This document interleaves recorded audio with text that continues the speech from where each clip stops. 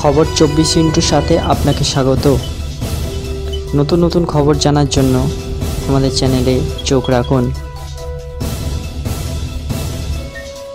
আসানসোলে বেড়েছে জমি এবং বালি মাফিয়াদের দৌরাত্ম্য। বছর দুয়েক আগে এক জমির কারবারি খুন হন।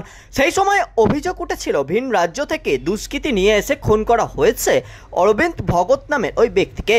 নেপথ্যে রয়েছে জমি মাফিয়ারা। সেই খুনের কিনারা এখনও হয়নি, তবে মালদহের ঘটনা থেকে শিক্ষা নিয়ে এই ধরনের অপরাধ রুখতে সক্রিয় আসানসোল পুলিশ কমিশনারেট। এই পরিস্থিতিতে আসানসোলের 3 তৃণমূল নেতাকে পুলিশ নিরাপত্তা দেওয়ার সিদ্ধান্ত নেয়।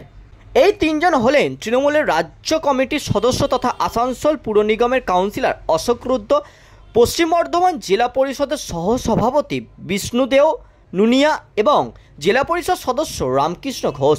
পুলিশ সূত্রে খবর, আসানসোল এবং সংলগ্ন এলাকায় মাফিয়াদের বাড়বাড়ন্ত কয়েক বছর ধরেই মাথা ব্যথার কারণ হয়ে উঠেছে। পুলিশের একাংশের মত, কয়লা মাফিয়াদের একাংশের পরে জমি এবং বালির ব্যবসার নাম লিখিয়েছেন। 2022 সালের নভেম্বর মাসে শহরের চিত্রা মোড়ে 2 জন এবং ডামরায় এক তৃণমূল কর্মী মারা যান। সেই সময় অশোক স্থানীয় মানুষজনকে নিয়ে অবৈধভাবে বালি উত্তোলনের বিরুদ্ধে আন্দোলন করেছিলেন। আসানসোল দক্ষিণ বিধানসভার ঘটনা হওয়ায় স্থানীয় বিজেপি বিধায়ক অগ্নিমিত্রা পালও আন্দোলন করেছিলেন। প্রশাসনিক সূত্রে খবর, রাজ্য প্রশাসন আসানসোল শিল্পাঞ্চলের সামগ্রিক পরিস্থিতির ওপর নজর দিতে বলেছে পুলিশকে। সম্প্রতি মুখ্যমন্ত্রী নির্দেশের পর আসানসোল এবং গোটা রাজ্যই কয়েকজন জমি এবং বালি মাফিয়াকে গ্রেপ্তার করেন।